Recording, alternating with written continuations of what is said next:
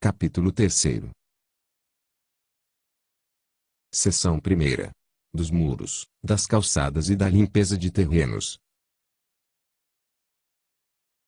Artigo 16. Os terrenos não edificados, situados dentro do perímetro urbano do município, com frente para vias ou logradouros públicos, dotados de calçamentos ou guias e sarjetas, serão obrigatoriamente fechados nos respectivos alinhamentos com muro ou estrutura metálica, de altura mínima de 1,50 metros, 1,50 centímetros, e guarnecidos de portão. Parágrafo 1º. Nas edificações de esquina situadas no alinhamento será obrigatório o feito do canto chanfrado ou a tangente externa da parte arredondada deve concordar com a normal bissetriz no ângulo dos dois alinhamentos, e ter comprimento mínimo de 2,50 metros, 2,50 centímetros. Parágrafo 2º. A Prefeitura, ouvido o órgão competente da administração municipal, poderá dispensar a construção de muro de fecho nas seguintes hipóteses. Inciso 1º. Quando os terrenos forem localizados junto a córregos ou apresentarem acentuado desnível em relação ao leito do logradouro, inviabilizando a obra. Inciso 2º. Em terrenos com alvará de construção em vigor, desde que o início das obras se deu em 60 dias, contados da data da publicação desta lei, ou em igual prazo, contado a partir da expedição do alvará. Inciso 3º. O prazo previsto no inciso anterior poderá ser prorrogado por igual período a pedido do interessado, desde que devidamente justificado, a critério da administração. Artigo 17. Considerar-se-á inexistente muro cuja construção ou reconstrução esteja em desacordo com as normas técnicas, legais ou regulamentares, cabendo ao responsável pelo imóvel um ônus integral pelas consequências advindas de tais irregularidades. Artigo 18. Os responsáveis por imóveis que sejam lindeiros a vias ou logradouros públicos dotados de calçamento ou guias e sarjetas, edificados ou não, são obrigados a construir os passeios fronteiriços e mantê-los em perfeito estado de conservação. Parágrafo 1º. Para os fins do disposto neste artigo, serão considerados inexistentes os passeios quando: Inciso 1º. Construídos ou reconstruídos em desacordo com as especificações técnicas ou regulamentares. Inciso 2º. Estiverem em mau estado de conservação em pelo menos 1/5 de sua área total ou, quando houver prejuízo ao aspecto estético ou harmônico de conjunto, mesmo na hipótese de ser a área danificada a 1/5 da área total. Parágrafo 2º. Revogado. Artigo 18. Aos proprietários dos imóveis lindeiros a vias e logradouros públicos, são obrigados a mantê-los limpos, capinados e drenados. Parágrafo único. É vedado a utilização de queimadas para fins de limpeza de terrenos previstos neste artigo. Artigo 19.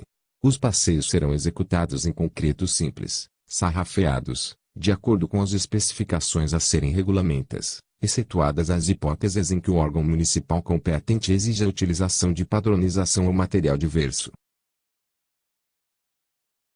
Parágrafo 1º. Nos casos em que a Prefeitura Municipal reduziu a largura da via asfáltica, consequentemente aumentando a largura do passeio que o transformou em calçadão, o proprietário do imóvel fica obrigado a executar a calçada em largura de no mínimo 1,50 metros no eixo central e fazer a ligação desde até o muro e meio-fio nas entradas social e de veículos, devendo no espaço restante a Prefeitura Municipal providenciar, a seu critério, a adequada urbanização. Parágrafo 2º. Nos locais onde ocorreu o descrito no parágrafo anterior, faculta-se ao proprietário a construção de calçada ou urbanização em toda a área correspondente ao seu imóvel. Artigo 20. Aplicam-se aos passeios, no tocante às exigências, prazos e dispensas, as disposições contidas no parágrafo 2º do artigo 16 desta lei. Artigo 21. É vedado rebaixar o meio-fio sem autorização prévia do órgão municipal competente. Artigo 22. É obrigatória a execução de rampa em toda a esquina, na posição correspondente à travessa de pedestres, em locais determinados por sinalização pelo órgão municipal competente. Artigo 23.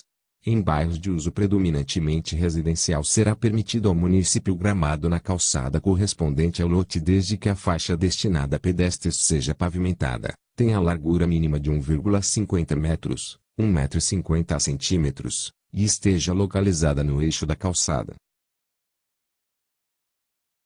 Artigo 24.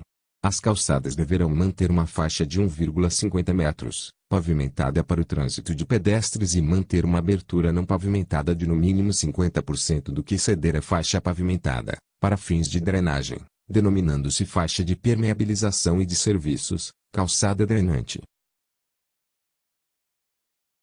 Parágrafo 1º. Excluem-se das exigências do caput deste artigo os imóveis compreendidos no polígono delimitado pelas avenidas Presidente Ernesto Geisel, Salgado Filho, Eduardo Elias Aran, Ceará, Mato Grosso até a Avenida Presidente Ernesto Geisel. Parágrafo 2º. É de responsabilidade do proprietário do imóvel e do morador manter a faixa de permeabilização e serviço gramada, limpa e capinada. Artigo 25.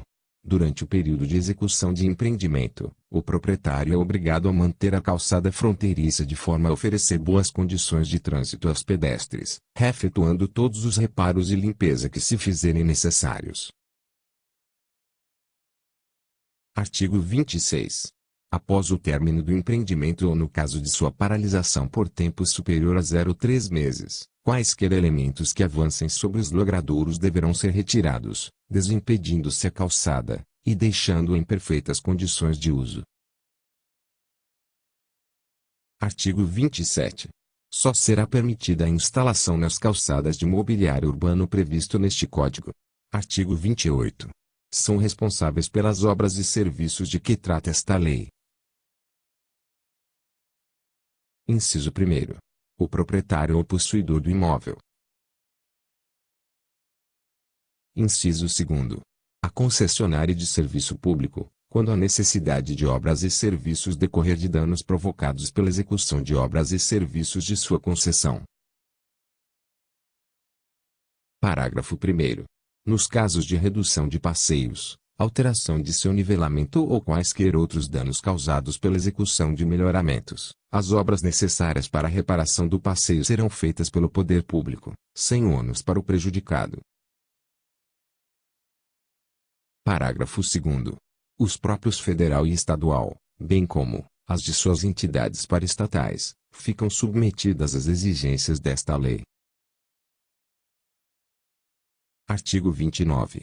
Nos casos de reconstituição, conservação ou construção de muros, passeios ou calçamentos danificados por concessionária de serviço público, fica esta obrigada a executar as obras ou serviços necessários no prazo de 15 dias, a contar da data da conclusão da obra principal. Parágrafo 1º. Considerar-se-ão não executados as obras ou serviços que apresentem vícios, defeitos, ou que ainda estejam em desacordo com as normas técnicas pertinentes. Parágrafo 2º.